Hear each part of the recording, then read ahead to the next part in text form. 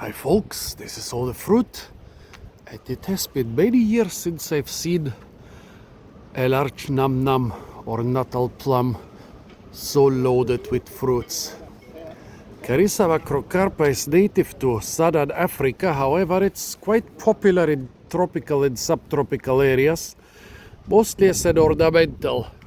It does quite well with salt spray and salty soil, and that's why it's quite commonly grown in the Mediterranean and other like subtropical coastal areas where you want a little bit of color in your parks and gardens. Also, it's so spiny that it's often grown as a hedge.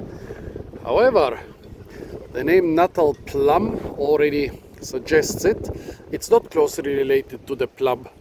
It's in the Apocynaceae, a family which is notoriously known for its toxicity. But this genus is edible. And it is grown in many subtropical areas of the US, China, Israel, India, and so on as an edible plant.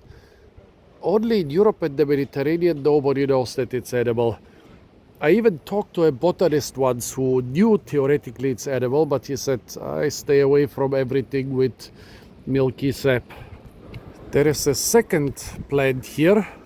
It's the harbor of Cabo de Gata.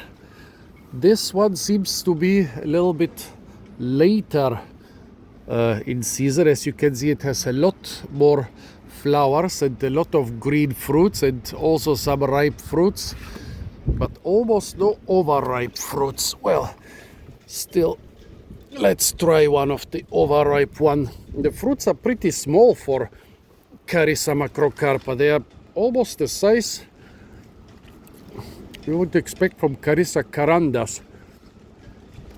But I've never seen carandas in the Mediterranean. I've seen it in Southeast Asia. Tasty.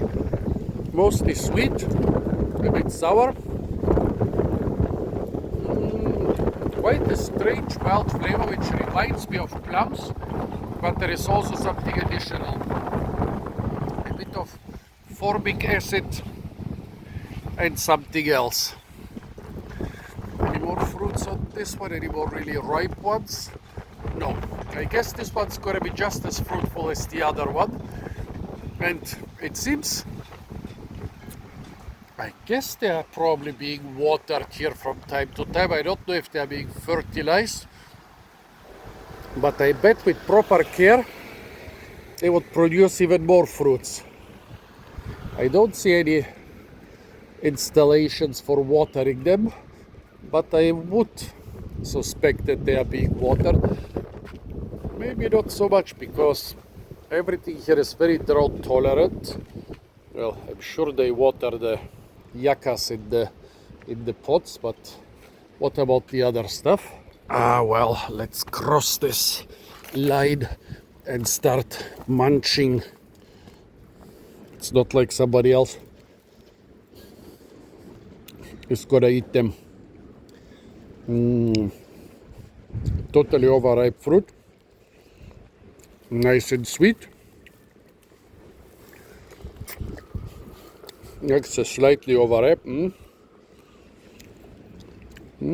Still a bit tart, but mostly sweet.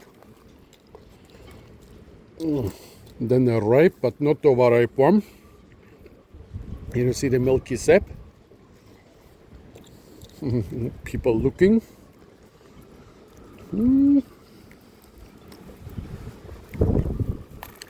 Nice balance between sweet and sour. Comparing them to real plums,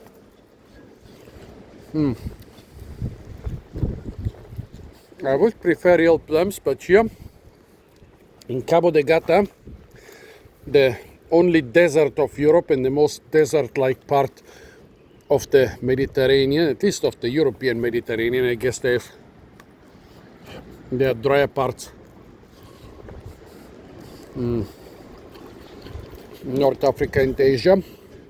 Well, around here you don't find plums, especially not in April.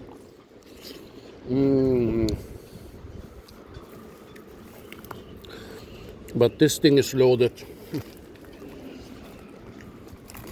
Why do we Europeans not use it as a fruit tree?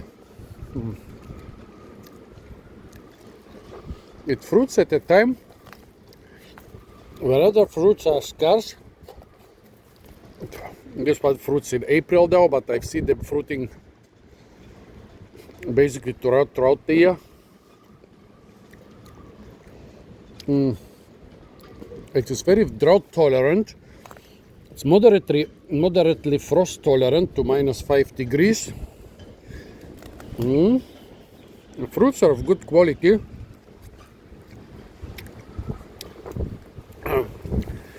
It's not like they are not being grown in other places. Also, I've seen them growing to more than twice the size of those, so yeah. It's quite sad, but on the other hand, since nobody knows they're edible, more for me. It's also strange how such an edible genus exists in the Apocynaceae, but that happens a lot.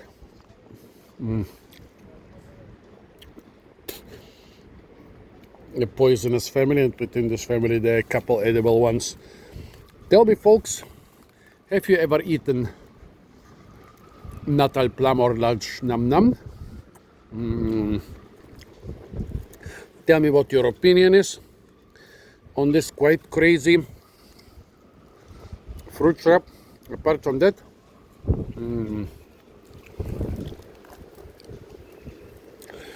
stay tuned for a lot more fruit videos from the beautiful and sometimes surprisingly fruit-rich deserts of Cabo de Gata. And of course, don't forget to like, share, comment, and subscribe.